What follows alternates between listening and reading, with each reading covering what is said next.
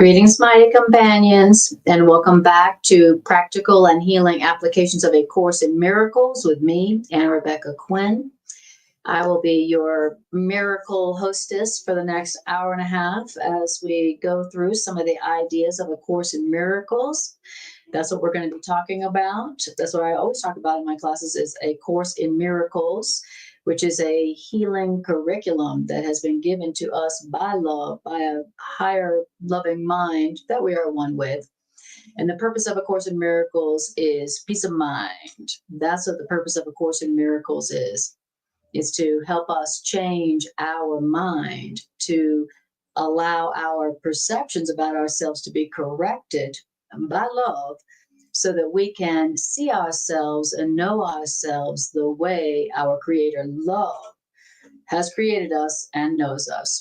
We're learning through A Course in Miracles how to see ourselves the way love sees us, so that we can experience ourselves as we were created, which is only love, loving and lovable. Course in Miracles says that is the way that we must learn to think about ourselves in our hearts as loving and lovable. That's how we learn to think about ourselves through this particular curriculum. That's its purpose. Right? The Course in Miracles does not have an institution connected to it. There's no centralized teacher to A Course in Miracles. It is literally a self-study curriculum that many people find helpful to study together or with somebody who, like me, who has studied it for a long time and can help one to apply it to themselves. So Course in Miracles is not a cult. It's not a religion. It is literally, it's not even a philosophy. It's a curriculum. It's a self-study curriculum that was given to us by love through a human form for the purpose of the healing of our minds, so that we can experience peace of mind again, our natural state, our natural state. So that's a little bit about A Course in Miracles. And I want to ask you before we begin to like, share, and subscribe, as that helps, that encourages the algorithm to share this class to more folks. And we want this class, we want these ideas to go to as many people as possible, because these are ideas that truly do have the power to bring peace of mind and healing to whomever chooses to use them. So, and our purpose, my purpose, is the awakening and healing of mankind, where mankind wakes up to the power and the innocence and the guiltlessness that is the truth about all of creation, all humans, all of life. That's my purpose, is to bring about the what's the Course in Miracles calls it, the Great Awakening, the celestial speed up even faster, to save humanity time, such that it wakes up sooner than later. And humanity is going to wake up. That's a given, because no one created by love can run away forever from what it cannot disconnect itself from. So every soul will eventually wake up to its reality and love, to the fact that it remains in its loving Creator. So that is a given.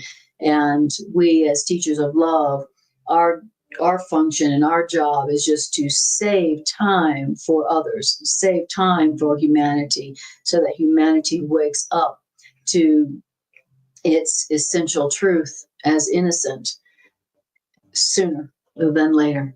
So that's what A Course in Miracles is about. And by your liking, sharing, and subscribing, you are helping to strengthen these ideas as they go out into humanity, to remind them of their truth.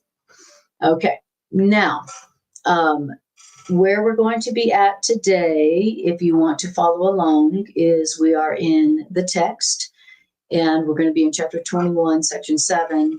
And the title of this is the title of the section is called The Last Unanswered Question. I have titled this class, what did I title this class? Let's see. Let me see what I titled this class.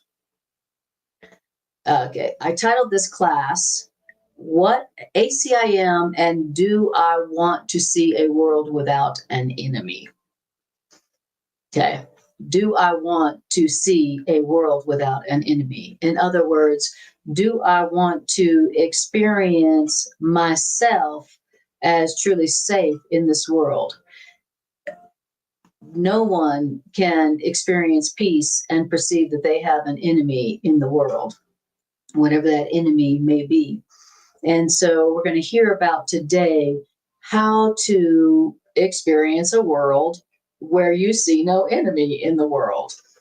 Now, this is a absolute perfect class for me.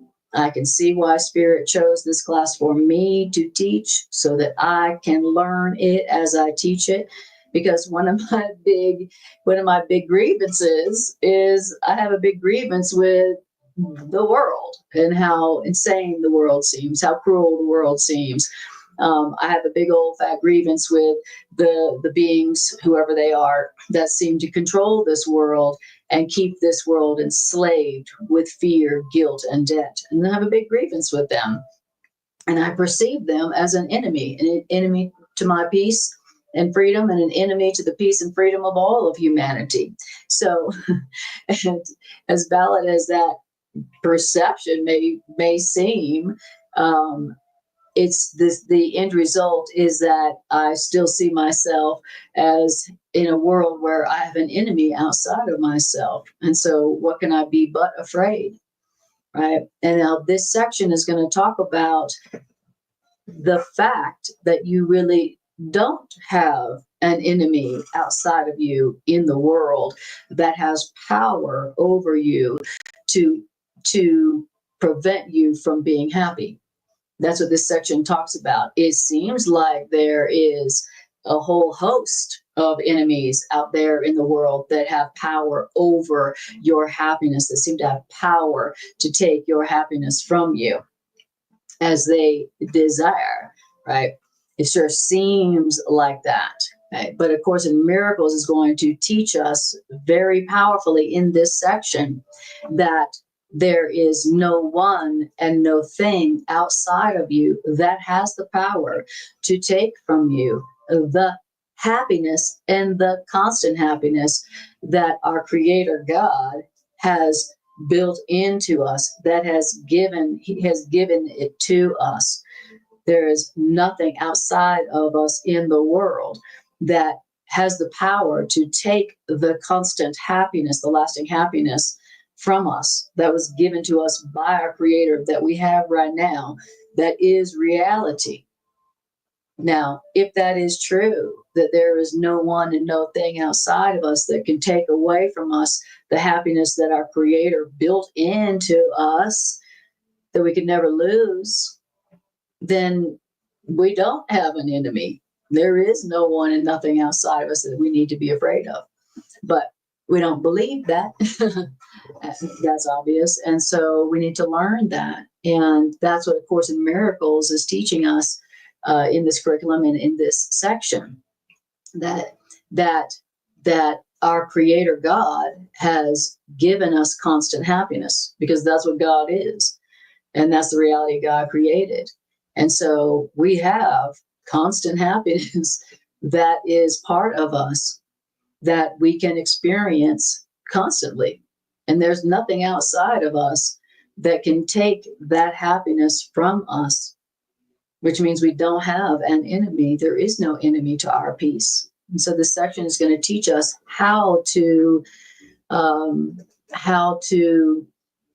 take responsibility for any so-called enemy that we have projected out into the world.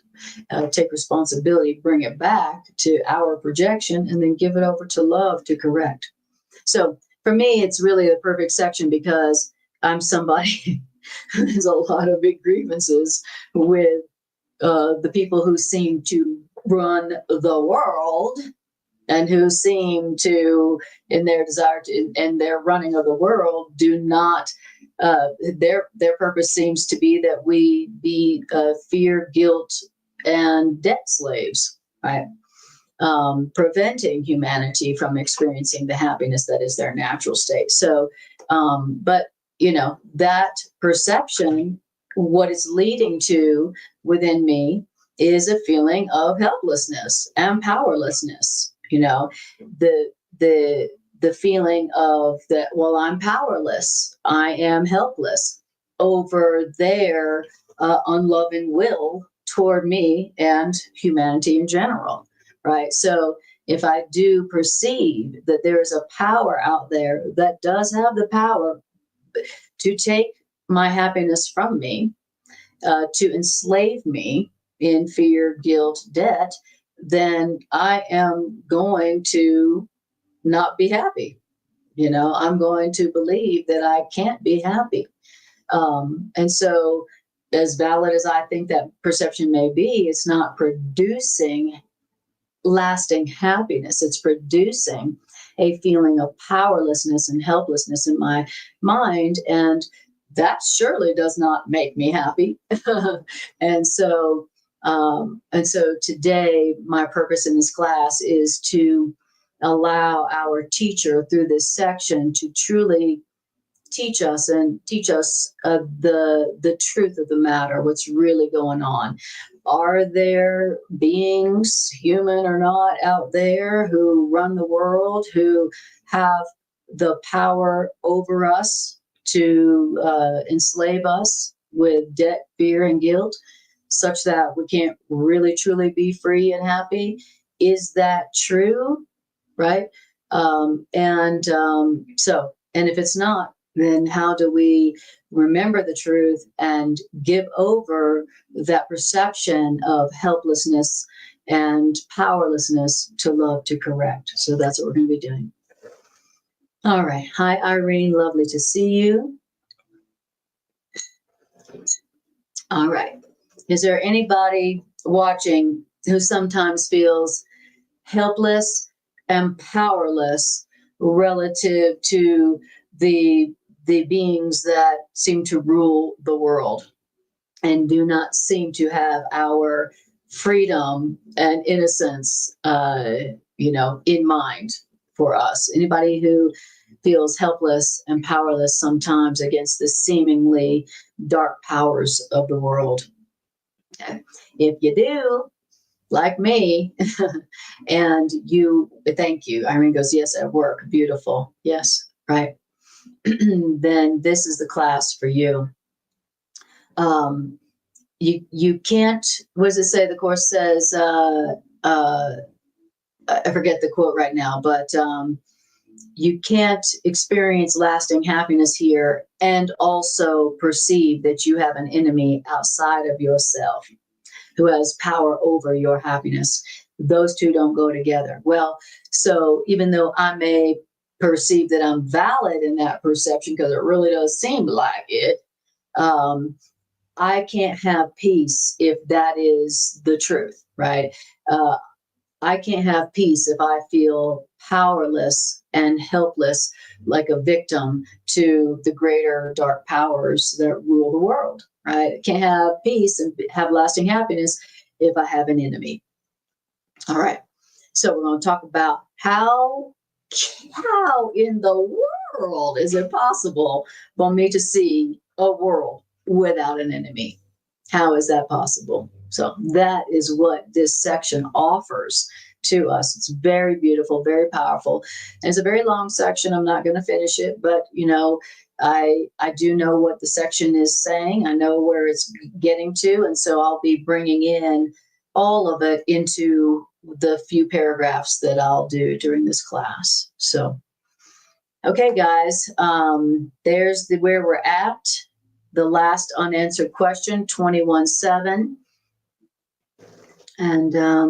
And we'll begin. Feel free to ask questions. I appreciate your comments. Thank you, Irene. You can't have peace or happiness with a perceived enemy. That's exactly right. All right. Okay. So first it's going to talk to us about where our misery comes from. It's going to identify the cause of all of our misery in one sentence. And it says, do you not see that all your misery comes from the strange belief that you are powerless? Right. On your job, Irene, me and my perception of the evil powers that seem to rule the world, uh, the course is asking us, don't you see that all your misery is coming from your strange belief that you are powerless? So I am experiencing misery. I'm experiencing a misery of any kind because I believe that I'm powerless. That's right. If I didn't believe I was powerless, then I wouldn't be upset about what those dark beings over there are doing or whatever their evil intentions are. I would not be concerned at all. I would see them as calling for love. Oh, those poor dears, they must not have received any love. And that's why they not giving love. They're giving control.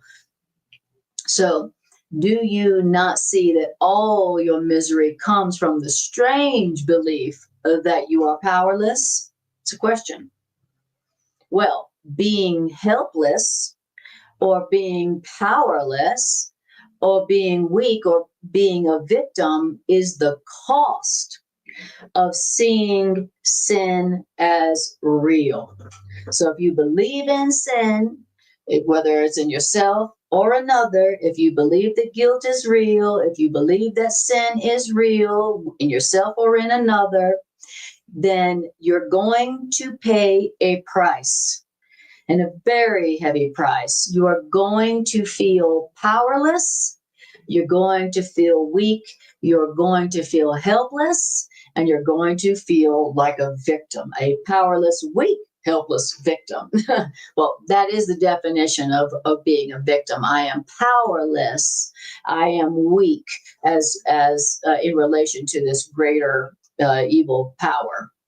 So, the cost of believing in sin, the cost of believing that sin and guilt is real, is the perception that you are helpless and powerless. Woo. Okay. Irene says, a call for love at work while they keep dumping more and more work on me. I'm a victim. LOL. Yes. Thank you, Greg. Misery comes from a belief. All right. Beautiful. Irene says, coming from our trained belief that we are powerless. All right. So where is it right now in your life where you're feeling some misery, meaning not happy? Where is it that you're feeling miserable? Where is it that you're feeling not happy? And I want you to ask yourself, I want you to look into that and see the connection between you feeling miserable and you feeling powerless, like you're a victim of that situation. Okay. If you knew you weren't a victim of that situation, you wouldn't be feeling miserable in that situation. Okay. And only if you believe you are guilty, or only if you believe somebody else is guilty, could you possibly see yourself as weak, as powerless, and as helpless. Only if you see yourself as guilty could you perceive yourself as powerless and weak and a victim. Okay, they go together. Perceiving sin and guilt, believing that you are guilty, believing that another person is guilty, believing that sin is real, is going to result in you feeling helpless and powerless and like a victim. Why? Because helplessness, powerlessness is sin's condition. So if sin is real, then the only condition in which sin can be real is a condition of helplessness. Helplessness is guilt's condition. Wow. And helplessness or powerlessness is the one requirement that the idea of sin, that the belief in sin requires, demands to be believed. Wow. So it says that if for you to believe that sin is real requires that you feel helpless. Woo, wow. Helplessness is sin's condition because helplessness is the one requirement that sin demands to be believed. Okay. So if you're going to believe in sin in yourself or another, then helplessness is coming along with it. You're going to believe that you are helpless and you are powerless and that you are a victim. I want you to hear that a perception of powerlessness and helplessness is the same thing as perceiving yourself to be a victim. I am a victim to an evil power that is more powerful than me. That's what it means to feel helpless and powerless and to feel like a victim. In other words, only those who believe that they are helpless could believe in sin. Wow. Okay. If you didn't believe that you were helpless, then the idea of sin would be ridiculous. You'd be like, come on now. How can there be an error that can't be corrected by God's love? Come on. That would mean that error was more powerful than God. Okay. That doesn't make sense. So only those who see themselves as helpless and powerless and as a victim, only they could even believe in sin. And that's because enormity has no appeal except to those who believe that they are little. Only those who see themselves as little, which also means powerless, which also means helpless, only they would even see attraction in the belief in sin. Right? So when you feel powerless and you feel helpless and you feel weak and you feel like a victim, then you're going to see value in sin. You're going to be like, oh, yeah, whatever made me powerless and weak and a victim, they are guilty. Right? So only if you saw yourself as helpless, powerless, and as a victim would you even see value in the belief in sin. And only those who feel little are attracted to grandiosity or enormity, right? So you only need to make yourself bigger when you feel small. That's what he's saying. Only those who feel small have a need to make themselves seem bigger, enormous, or grandiose. Right. And we've seen that, you take the example of a bully. Here's the bully. I'm so big, fear me. And what is at the core of the bully mentality is a person who feels very small, who feels very powerless, and who feels weak. Only somebody who feels weak and powerless would need to pretend that they're bigger and stronger than everybody else. It's the whole bully concept. Only the bully is the bully because they feel so small and weak and powerless within themselves. Okay. Only someone who feels weak and powerless within themselves would want to be a bully. Right. So remember that, especially at work. Wherever in life you're experiencing someone who to you feels like a bully, remember, grandiosity has no appeal except to somebody who feels little on the inside. That's good to know. If you got somebody who is trying to intimidate you, with their power over you, it's a good thing to remember what's their deeper motivation there, right? So, all right. And then it says treachery to another child of God. So treachery to another person. green drink. That's right. Here's my green drink every night. It's a little different tonight, but thank you, Mary. Hi, Mary. Lovely to see you. Then it says treachery to another child of God, so attacking any person, any other child of God, is the defense of someone who doesn't identify with that person. So let me say this a different way. Whenever you are attacking another human being with your grandiosity, uh, it is because you're not identifying with them. You're not seeing them and as equal with you. You're not seeing yourself as equal with them. So we see it a lot of times in our projections onto people who are famous, right? People who are very, rich and successful, or somebody who we think seems to have it better than us or seems to have more than us. Uh, when we perceive somebody who seems to have more than we do, or seems to have it better than we do, and we feel small by comparison, the course is saying that we will attack someone. We will be treacherous to them. It says treachery to another human being is our defense when we don't see ourselves as equal to them.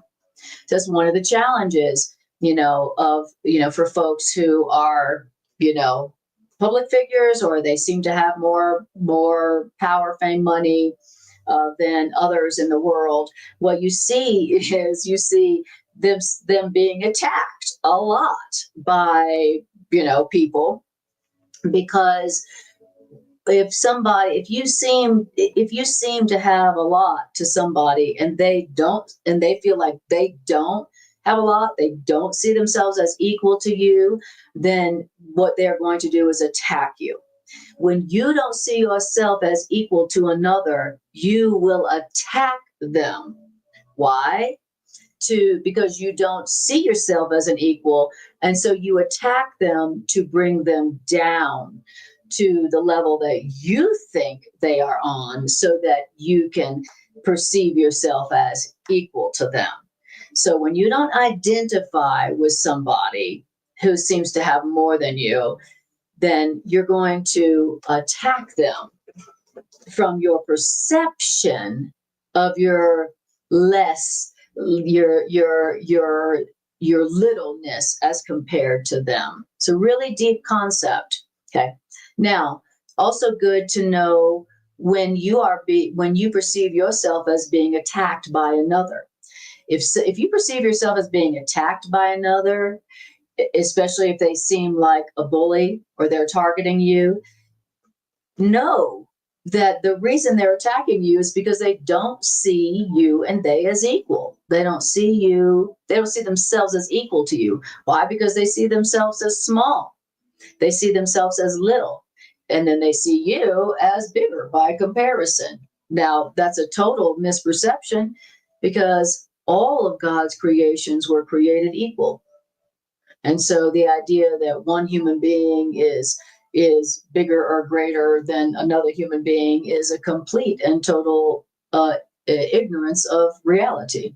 No, the Course in Miracles says that God has created all of God's creations equal. So if you're seeing one human being as having more or being better or different than you, unequal to you, you're going to attack them to bring them down to the littleness level that you perceive yourself on. Okay. So, and if somebody is attacking you, it's because they don't see themselves as equal to you. Maybe they see you as seeming to have more of something than them. Maybe they see you as being bigger than they see themselves. And so they're now going to attack you. They're going to be treacherous to you. But if you know why they're doing it, if you understand their motivation, then when they are treacherous to you, then you can honestly, authentically go, wow, that person sees themselves as little. They see themselves as little and powerless and helpless, and they see me as somehow having more, even though I don't. And so now they're attacking me to equalize of the situation.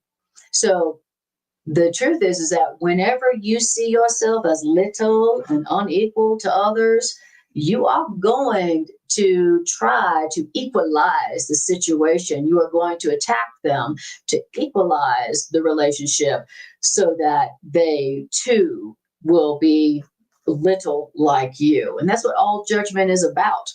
I'm going to cut you down so that I see you as little as I see me. That's what all treachery is about.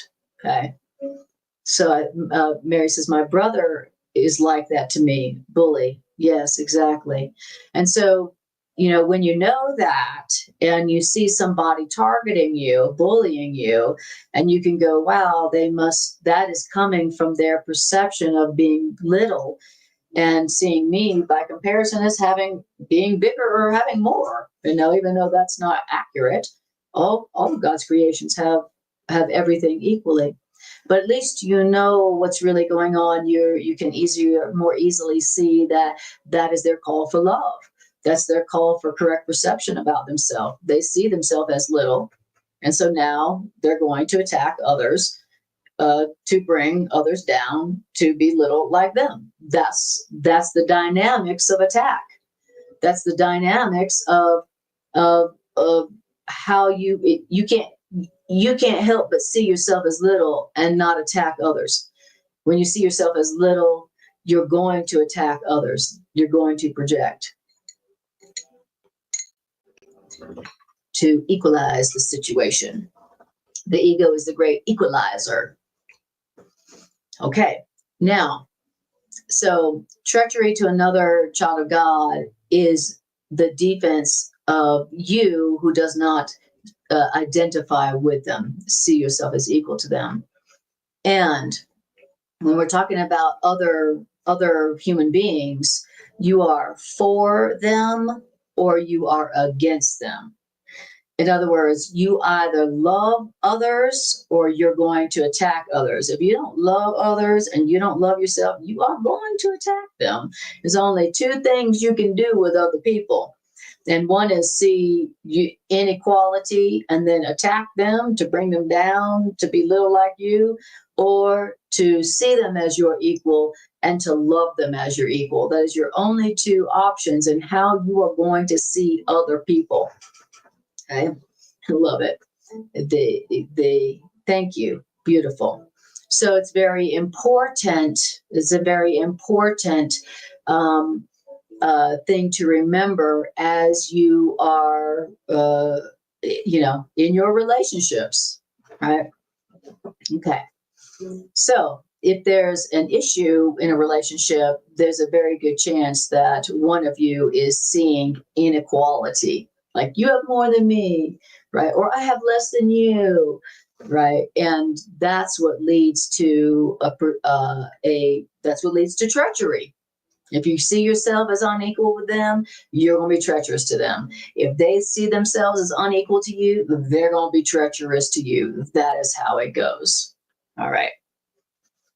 Now it says, and so with other people, you're going to either love them or attack them. You're going to either protect their unity or you're going to see them shattered and slain by your attack.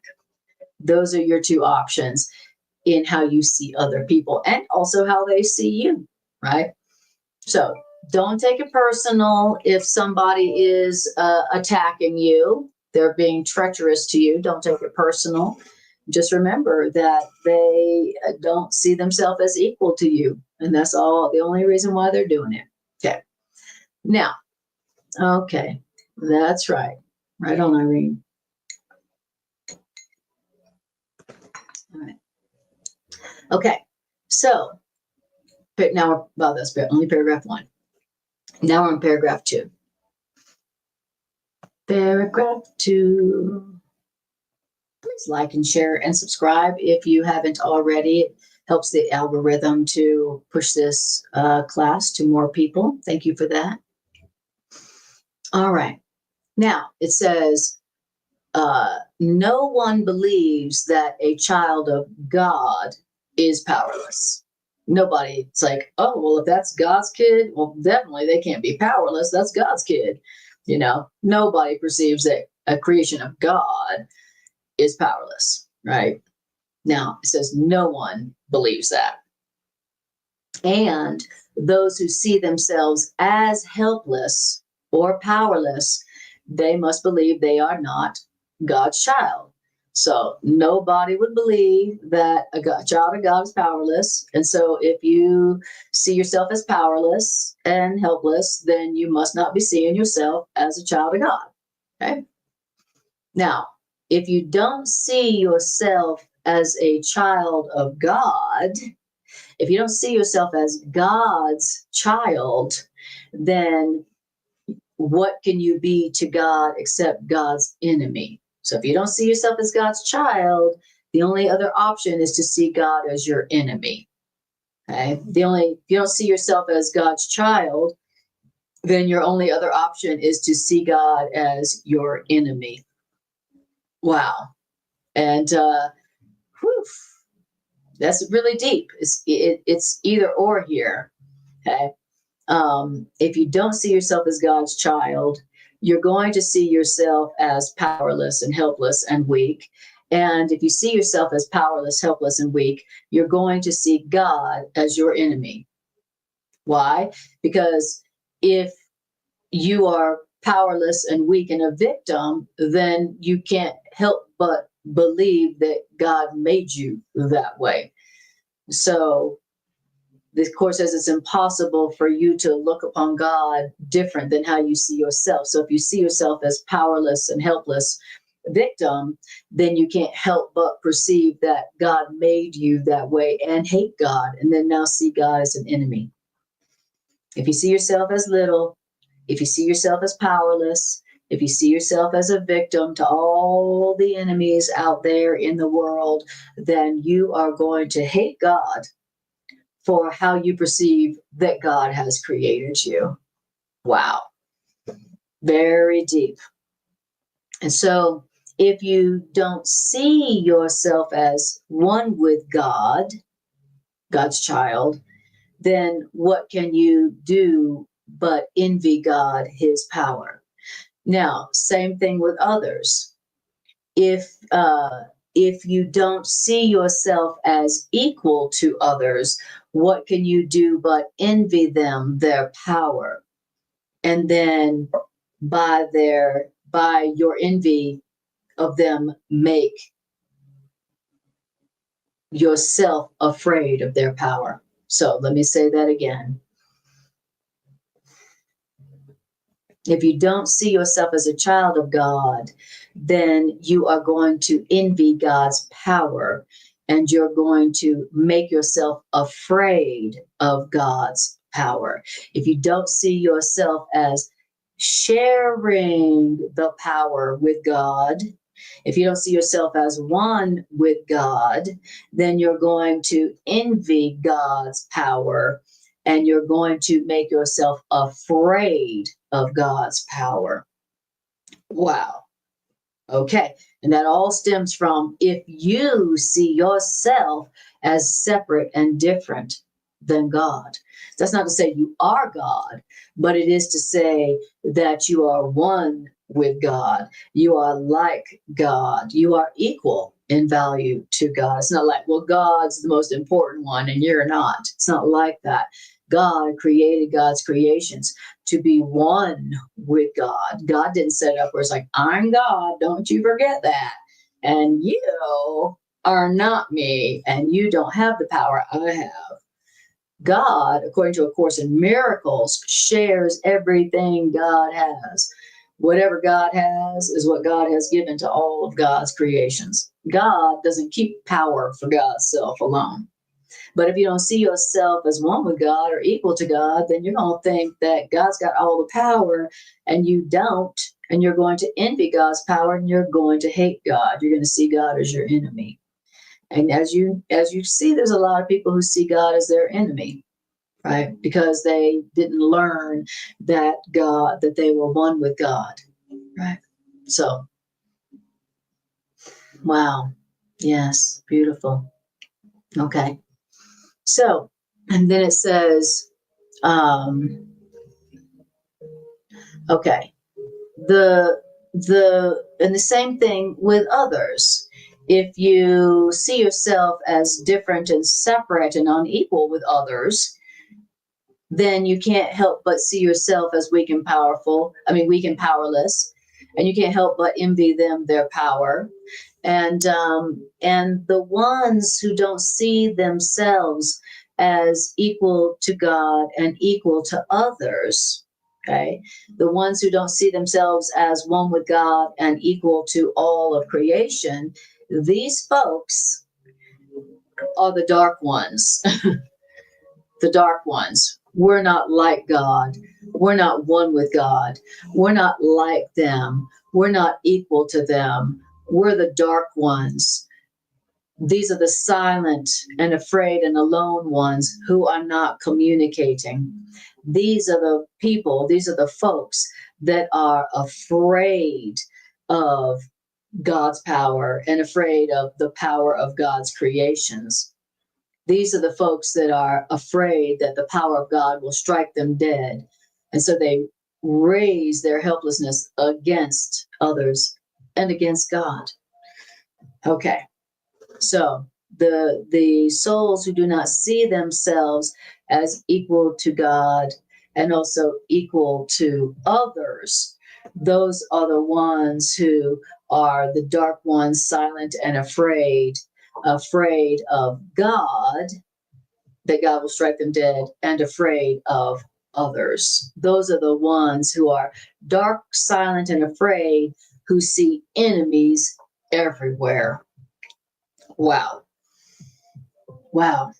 Okay. The ones who don't identify with God and they don't identify with others, these folks who are dark, silent, and alone, uncommunicating with God and others, these folks all join the army of the powerless. Why? To wage their war of vengeance, bitterness, and spite on the others they don't identify with and God, to make them little like them. Okay. So those who feel little, those who feel powerless, those who feel weak because they don't identify with God and they don't identify with other human beings, these are the folks that join the army of the powerless to wage war on God and to wage war on the others that they don't identify with. Wow. So, in other words, people who feel little and weak and powerless because they don't identify with God and they don't identify with others, these are the folks who are joining for the purpose of attacking others and God so that they can bring everyone else down to their little level, thinking that that will help them to feel comfortable and safe. Wow. So those who feel helpless and powerless, those who feel like they are victims, they join together. Isn't that true? Isn't that true? You know, when you feel like you are helpless and powerless, like you're a victim, and you feel angry at the ones who do seem to have the power, what do? The helpless, powerless victims, we all join together with other people who feel powerless and helpless and like victims. And what do we do when we all join together? We all come together to wage our war, our attack on those who seem to have more than us, that we think that we're not equal to bring them down to our level. That is what we do when we believe that we are helpless and powerless and weak victims. Right? We find other people who feel exactly the same way. And then we all together look to see who was the enemy who made us so weak and powerless and helpless. And then we wage our war on whoever that enemy may be. Okay? You know how it is. So, all right. Yes. Look, Greg says, this explains the original separation with us thinking we were not like God. That's it. Yes. Thank you. Yes. Okay. Now, so we're talking now about the power, the army of the powerless. Right? So when you feel powerless and you feel weak and you feel like a victim to all the enemy forces out there in the world, you're going to join with other people who feel like victims also. And then we victims are going to join to then now wage our war against the enemy who has made us powerless. In other words, we're going to wage our war against the one who has more power than we do, who's not equal to us, so that we can bring them down to our level. And we're like, yay, I finally found somebody I could connect with on my powerlessness and my victimhood. But, people who perceive themselves as powerless and weak and like a victim, they're going to look for other victims. And then when those victims join, then they're going to be looking for the enemy that made them weak and powerless, the one who had more power than them that they now need to take down to their level. Okay. Now we're in paragraph 3.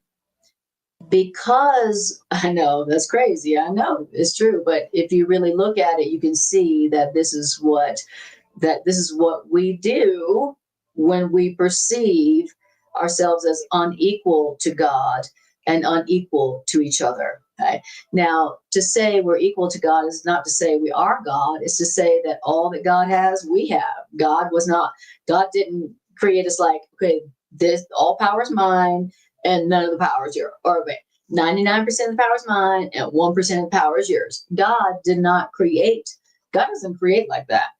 So to say we're equal to God means that whatever God has or is what God has given to us to have and be like God, right? And it's the same as saying that God has given the same to everyone, right? Okay, but that's what we say when we're saying I'm equal to God and I'm equal to all of creation, to everybody. It means that I have the same as what God has because that's the way God creates, and I have the same as everybody who exists because God gives everything the same and equal to all of God's creations. That's what it means to say that I'm equal with God, I'm one with God, and I'm equal with all of humanity, all of creation. But when I see myself as unequal, I'm going to see myself as powerless and helpless and a victim. And then I'm going to try to rectify that situation. Anybody who sees themselves as helpless, then they're going to be looking for whoever it was that had the greater power that made them helpless by comparison, and they're going to try to bring that one down. That is the way it goes. Now, it says, because we don't know that we are one with others and God, then we don't know who it is that we hate. Because we don't know that we are one with them and with God, then we don't know whom we hate. So we're all full of grievances. We're all full of hate, but we don't know who it is we hate. I've got a lot of hate going on, but I don't know who it is I hate. Why? Because I don't know that I am one with God and with others. Okay?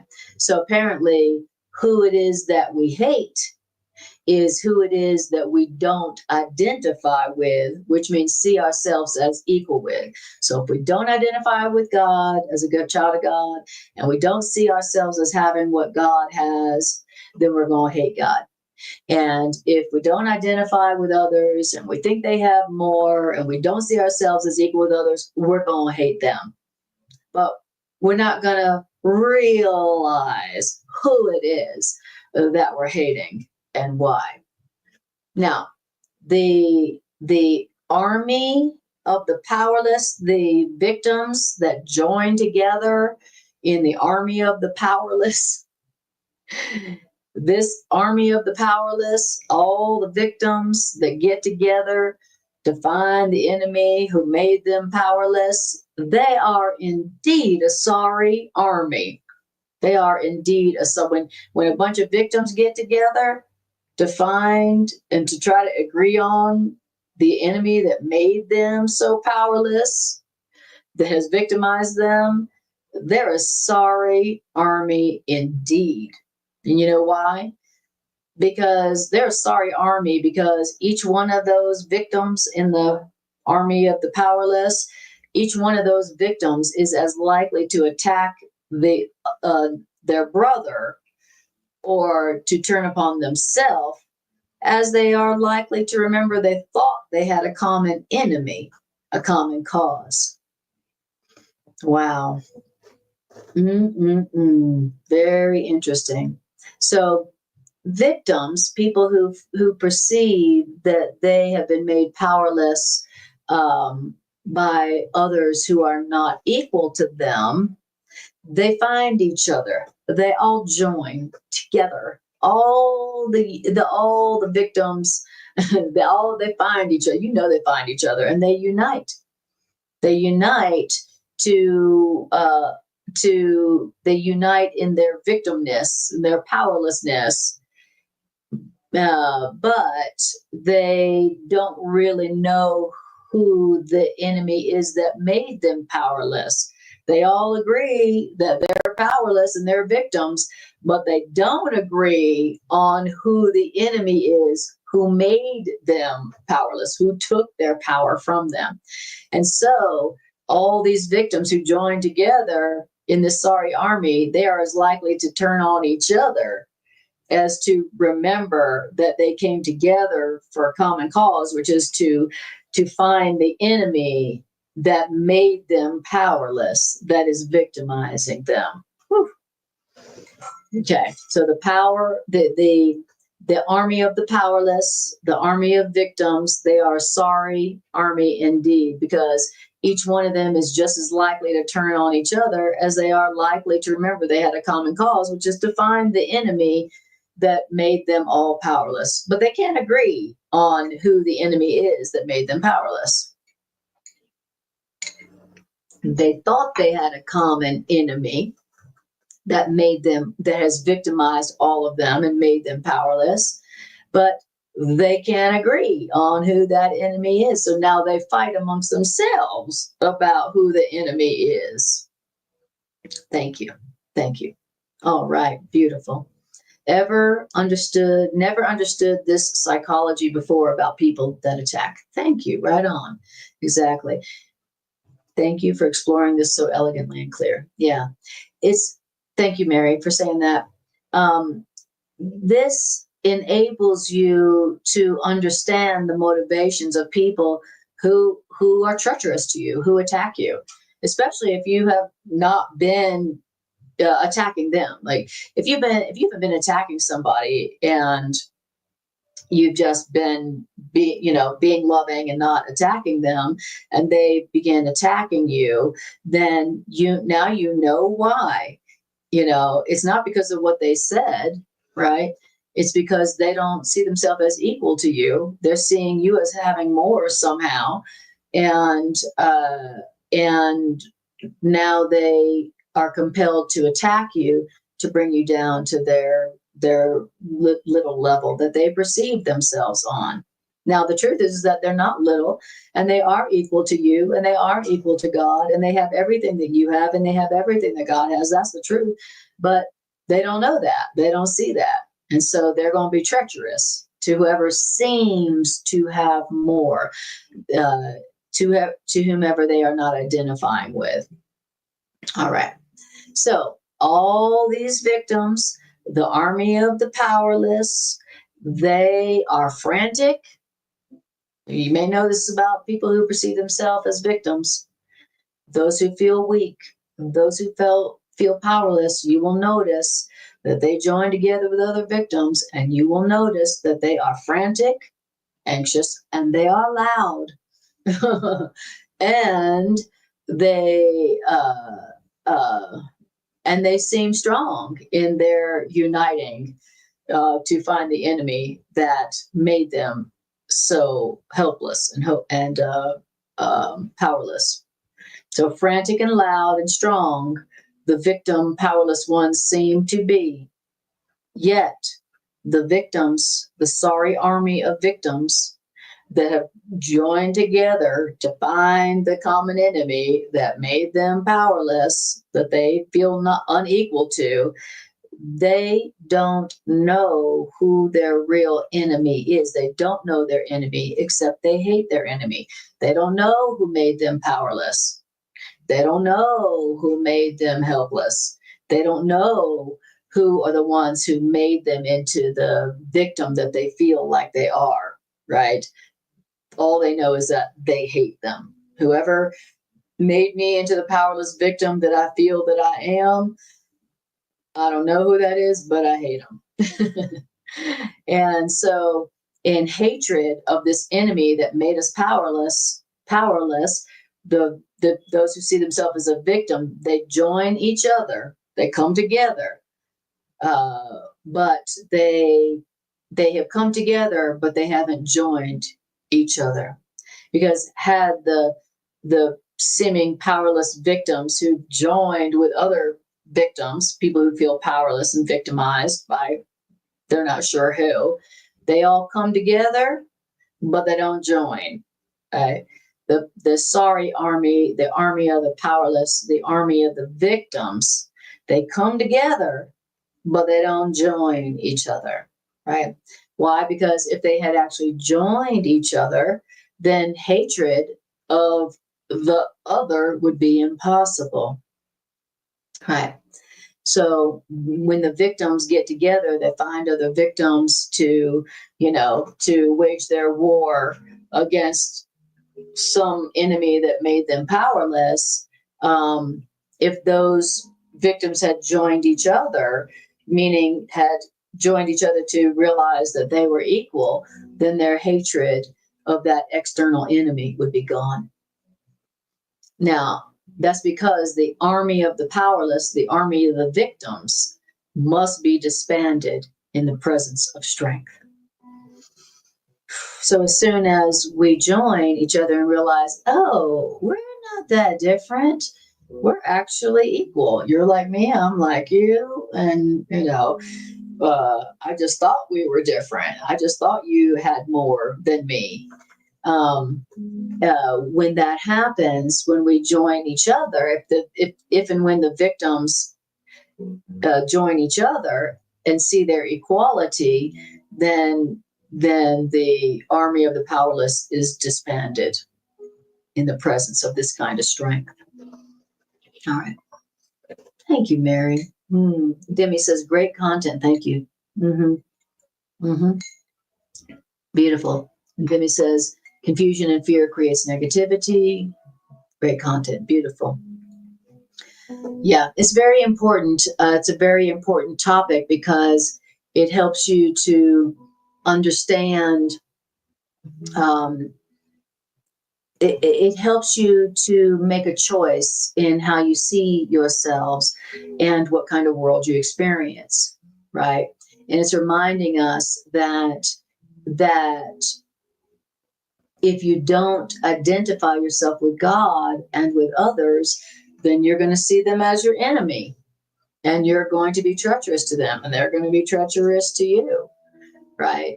And it's reminding us of it's reminding us that the truth is that we don't have an enemy who is making us powerless, there is not an enemy out there who is victimizing us, right? And only as you realize that no one has victimized you, no one has made you powerless, no one has taken from you and what God has given you so that they have more. There is no one who's out there who has more than you. There is no one out there who has less than you. There is only equals out there in God's love, right?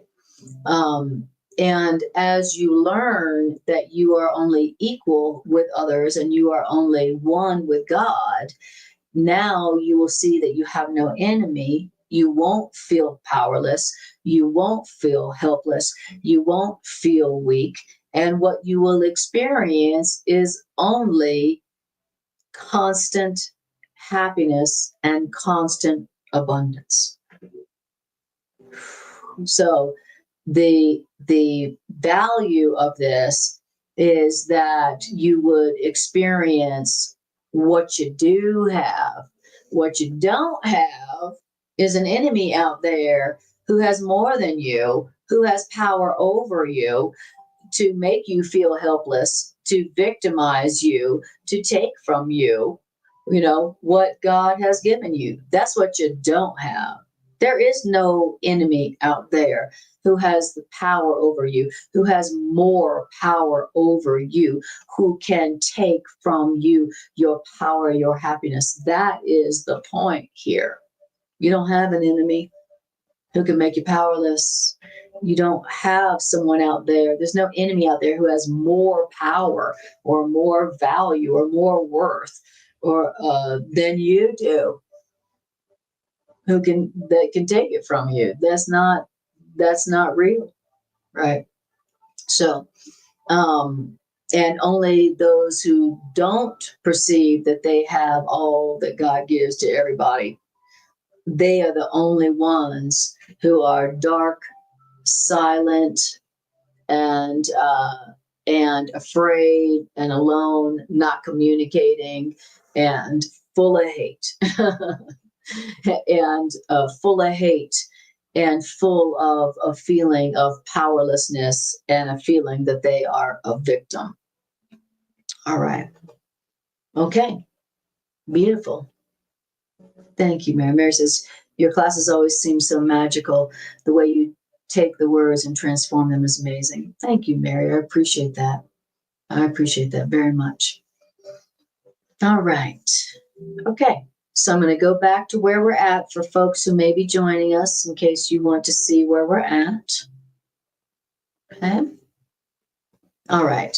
So in paragraph 4, what it says is, those who are strong are never treacherous. Those who know that they have everything that God has, and they know they have everything that everybody else has, because God creates only equally, those folks, they're strong. And those who are strong and know that they have everything that God has and everybody else has, those folks are never treacherous. Because these folks, they have no need to dream of power, and they have no need to act out their dream of power over others.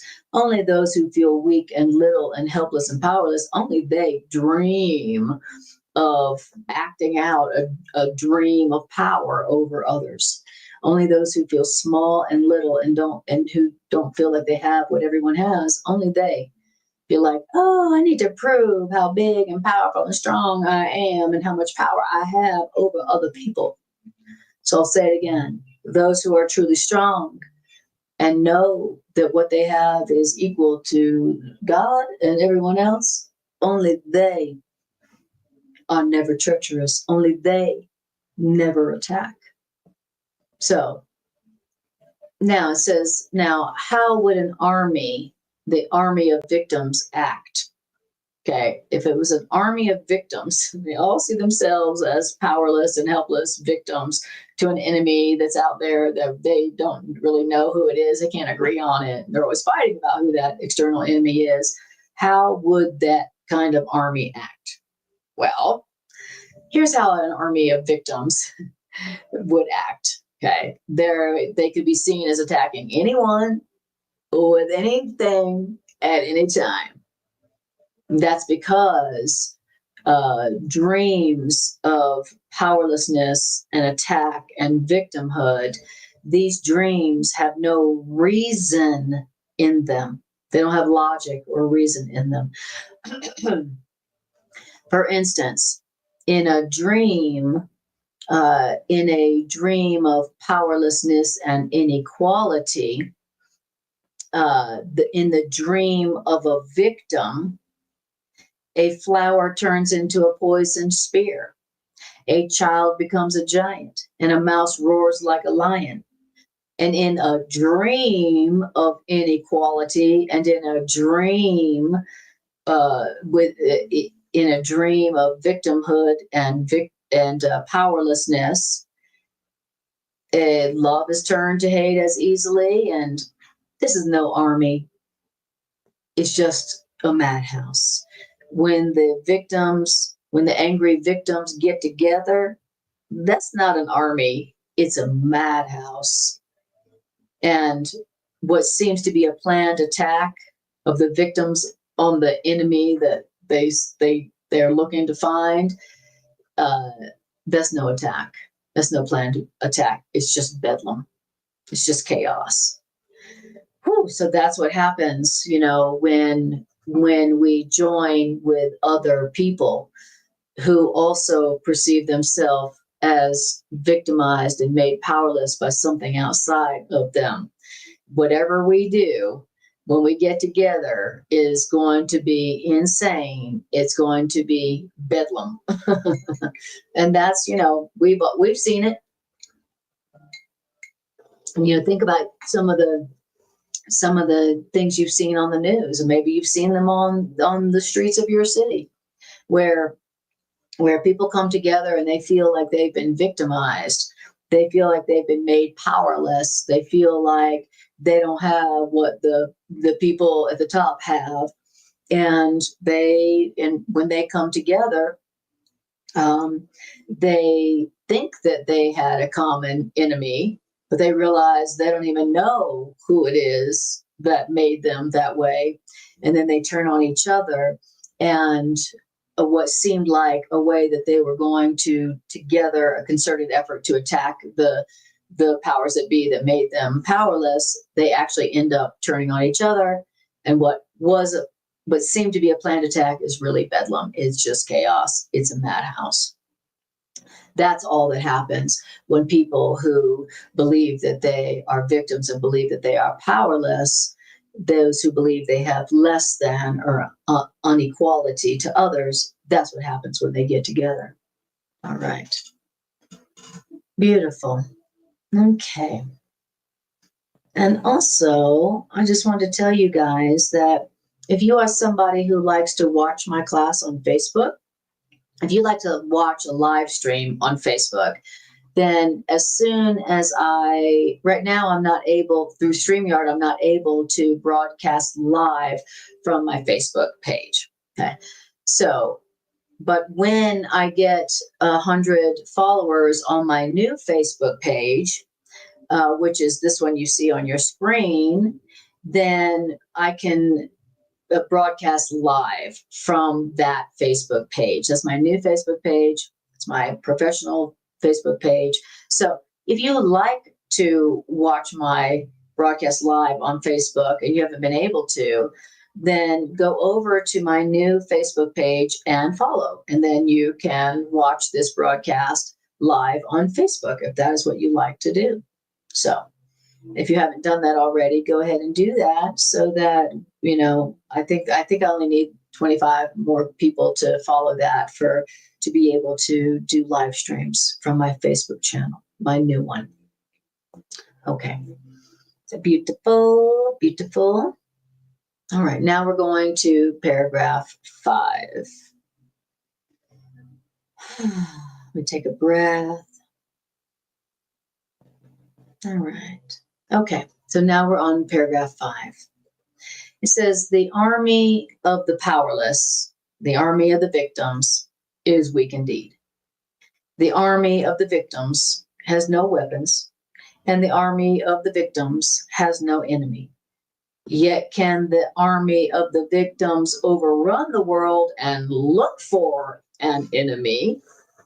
But the army of the powerless, the army of the victims, can never find what is not there, which is an external enemy. So when you perceive yourself as helpless and powerless, then you can't help but join with others who see themselves the same way, for the purpose of looking to find who it is that made you powerless. Who is it that is victimizing you and taking away your power and your ability to be happy? Okay. You can't help but you can't help but find others who also see themselves as being deprived of power from an external enemy.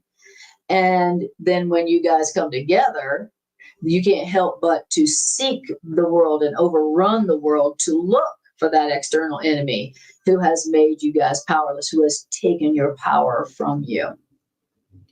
Right. Now, it says that then we dream that we found the enemy who has taken our power from us. But this enemy that we feel like has taken our power from us then shifts even as it attacks, and this enemy runs at once to find another. And we, the army of the powerless, we're like, oh, it's the evil cabal that's taking our power away. And then the enemy who's taking away our power shifts to, oh, it's the evil corporations. And then the enemy who's taking our power away shifts to something else, and it's, oh, it's the evil aliens. And then the enemy who's taking our power away shifts, and it's like, oh, it's, it's the Rothschilds, when you perceive an external enemy who is taking your power away from you, every time you think you've identified the enemy who's taking your power away, that enemy is going to shift and is going to go over here. And every time you think you found the enemy who's made you feel weak and powerless, taking away your enemy, that enemy shifts. And now you're running around with the other victim comrades in the sorry army of the powerless, looking for where the enemy is now. Wow. Okay. Yes. Okay. Now I'm going to go to paragraph 6. Hi, Diane. Lovely to see you. All right. Okay. Now we're in paragraph 6. How are we doing on time? Okay. Doing good. All right. Now we're in paragraph 6. Diana says, victimhood, creating more victimhood. Exactly. Victimhood, creating more experience of powerlessness and helplessness. Exactly. And the point here being that when you see yourself as unequal to God or to other human beings, you are literally creating the illusion of an enemy, right? If you're seeing that you're unequal to others, then you are seeing yourself as being powerless and helpless and a victim to whoever you perceive to have more than you. You are literally, by the perception of inequality with God or other human beings, you are projecting out the perception of an enemy, right? That has the power to take your power away from you. And the power that we perceive that is being taken away from us by this enemy that's out there in the world is the power to choose happiness anytime, anywhere, and happiness that lasts. That's the power that we feel is being taken from us by this enemy out there. Like, they have power over me, and they have power to take my ability to be happy from me.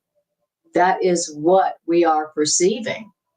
That's what it means to feel powerless and helpless and like a victim. It's like something out there has power over me to take from me my ability to experience happiness right here, right now, and forever. Right. And that is, what we feel that's the power we have projected onto the so-called enemy out there. They have power over me to take away from me my ability to experience lasting happiness right here, right now, and lasting forever. And that's the illusion. But if you understood that because you're equal with God and you're equal with all others, that you always have what God has and what God is, which is, this section goes on to say, constant happiness. That's the truth.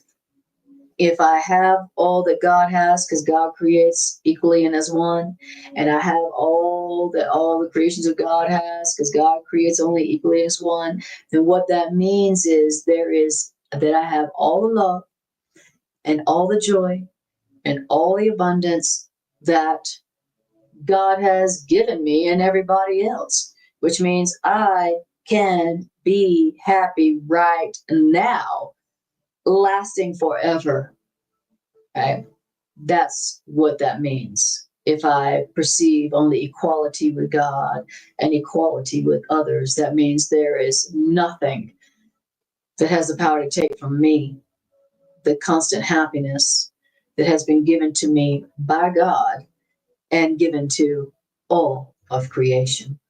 That's the point of the matter here. Nothing can take from me my happiness.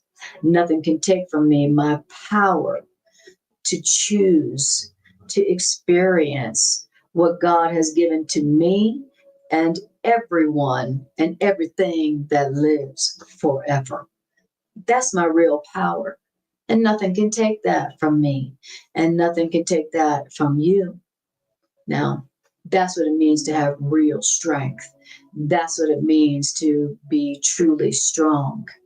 And when you know that you have everything that God has and you have everything that God has given to all of creation, then you'll know you're not weak. You'll know that you're powerful. You'll know that you have all the love and all the joy that everyone else has and that God has. And you won't feel a need to attack that which made you weak, because you'll realize you ain't weak.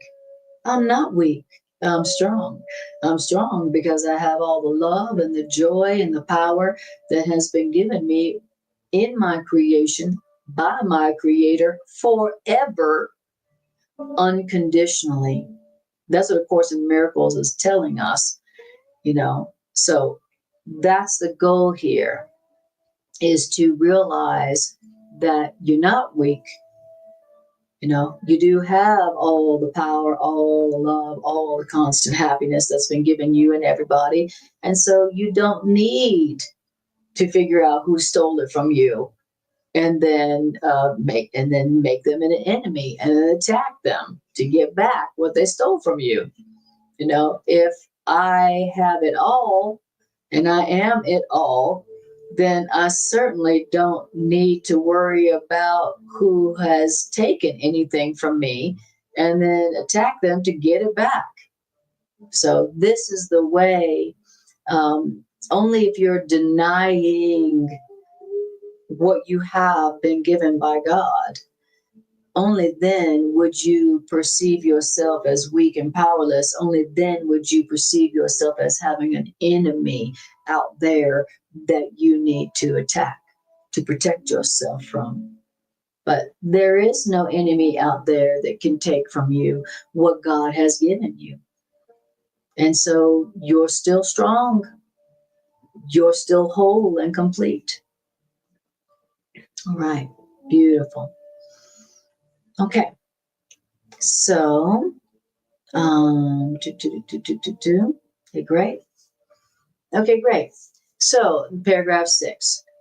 Who that believes in guilt would dare believe they have no enemy? right? Who that feels little and lacking and powerless and helpless and not perceive that they have an enemy? It's a great question. Great question. Who that believes in guilt and sin would dare believe they have no enemy? Right? If you believe that you're little and powerless and helpless, then you better believe you're going to believe that there's some enemy that made you feel that way. Right? And remember, if you believe in sin and guilt, you're going to believe, believe and perceive that you're powerless, that you're weak, and that you're a victim. And there ain't no victim out there. There's nobody who perceives that they have an enemy that's making them feel powerless and weak. That there's nobody who believes they're powerless that doesn't also perceive that they have an enemy. Wow. So it's telling us how to see no enemy, how to be in the world and perceive that you don't have an enemy. It's like, well, nothing has happened that has taken away from me the power and the constant happiness and the love and the joy that I have from my Creator and that God has given everybody. So, I don't have an enemy. There's nothing out there who can take from me what God has given me and everyone. I don't have an enemy. There is no one who can take my power from me. There is no one who can take what God has given to me away from me. Right? And what has God given me? Whatever God is and whatever God has. So if God is all happiness all the time, then I have that. And there's no one or no thing that can take that from me, which means I don't have an enemy in this world. And so I don't need to be treacherous. I don't need to attack. I can just enjoy the happiness, the constant happiness, the constant love, the feeling of true power all the time. That means there is nothing happening in this world that can take away from me my constant joy and happiness and power and eternal life that has been given me by God, whom I am one with. There's nobody who can take that from me. I don't have an enemy. Now, when you have the correct perception about yourself as one with God, having what God has and equal to everyone whom God has created, then you're not going to see an enemy. And if you're not seeing an enemy out there, then guess what? You're not going to feel weak and you're not going to feel afraid, and you will be only loving. And then that's what you will receive. So, so deep, so beautiful.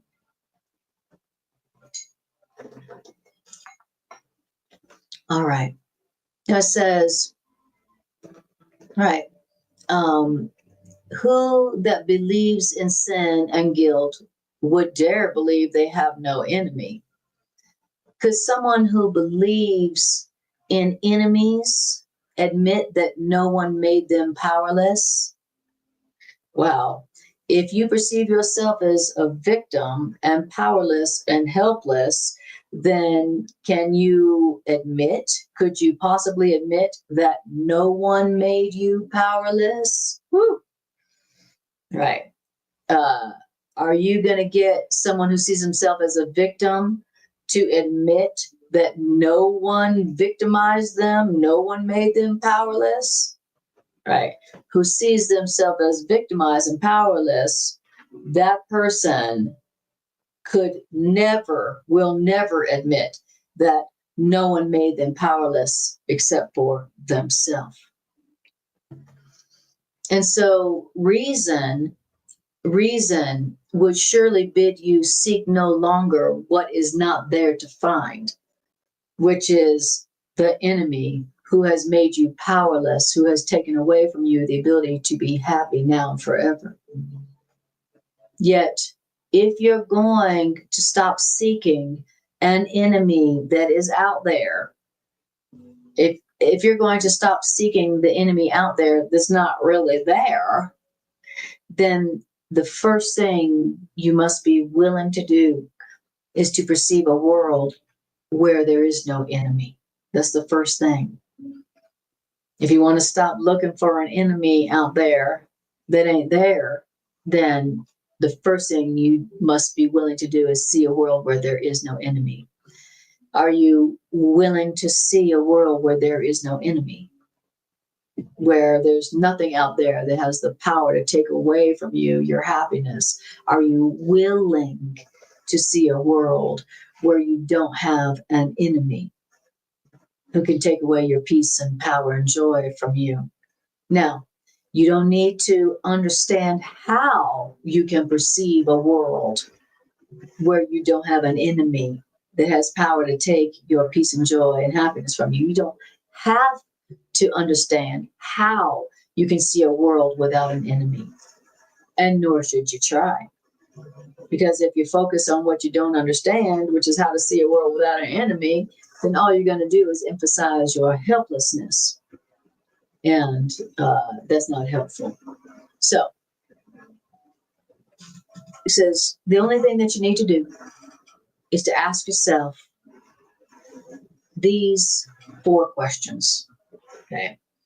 If you want to learn how to see a world without an enemy, where you don't have to attack to equalize the situation and get the power and the love that you think has been deprived, that you think has been deprived, you've been deprived of, is to ask yourself 4 simple questions. Okay, you ready for those questions? Okay, these are the questions to ask yourself if you are willing to see a world without an enemy, so that you can experience all the power and the love and the joy and the happiness that has been given you for free forever and everybody else. Okay, you ready for those 4 questions? Okay, these are the 4 questions to ask yourself, so that even though you don't understand how, you can be given and you can experience a world where you don't perceive an enemy out there. Wow, that's amazing. Okay. I would like to experience a world. I would like to see a world where I'm not perceiving an enemy out there who has power over me to take away my peace and happiness by enslaving me with guilt and fear and debt.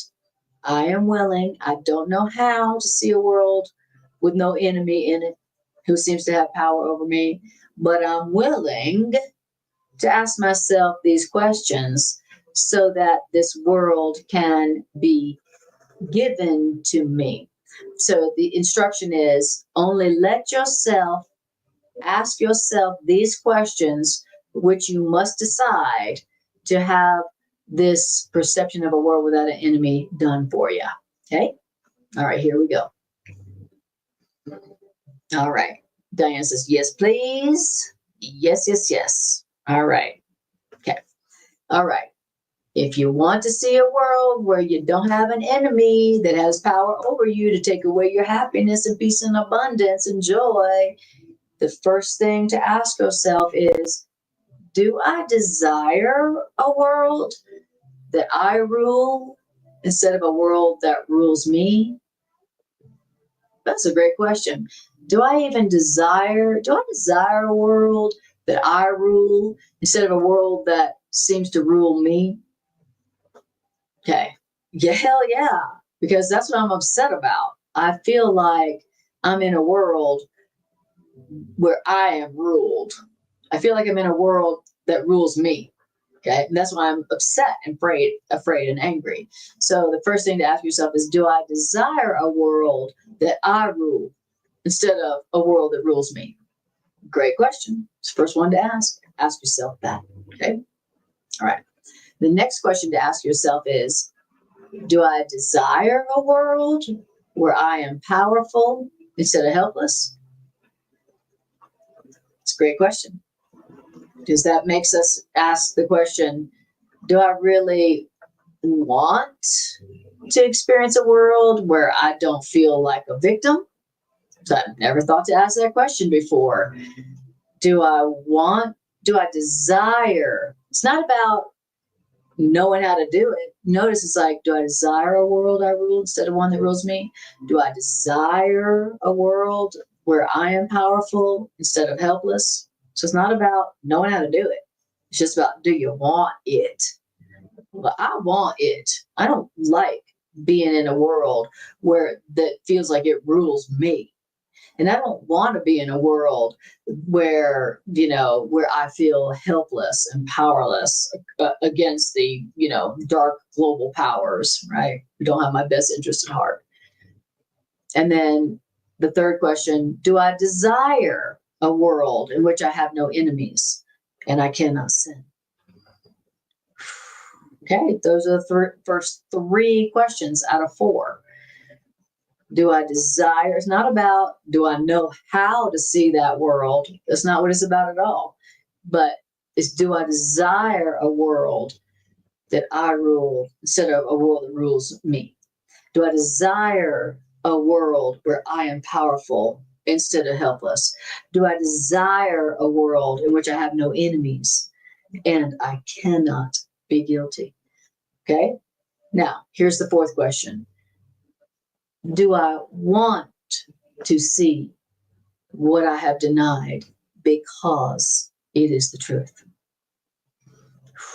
Wow. So it goes on to talk about the difference between the first three questions and the fourth question. And so all it's doing here is it's asking you if you want to see a world where you have no enemies. Okay. It's possible. It can be done for you. It's definitely not what you're going to do for yourself, because otherwise you would have that already yourself. You would have that experience of experiencing a world without enemies. Okay. So the first thing it's doing is asking you if that's something that you want.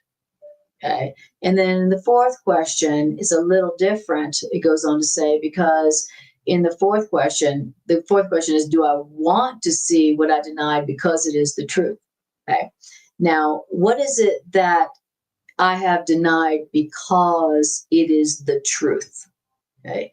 Well, it goes on in the rest of this section to say what it is that I have denied because it is the truth is that God has given to me and to everyone all the constant happiness, the lasting happiness and the joy and the abundance and the eternal life, that God has given that to me. I have that for free forever. And so does every other living being. Okay. That is what I have denied because it was the truth. And the other thing that I have denied because it is the truth is that I have no enemy. There is nothing that is outside of me that has the power over me to deprive me of the happiness and the joy and the eternal life that my Creator has given to me and has given to all life.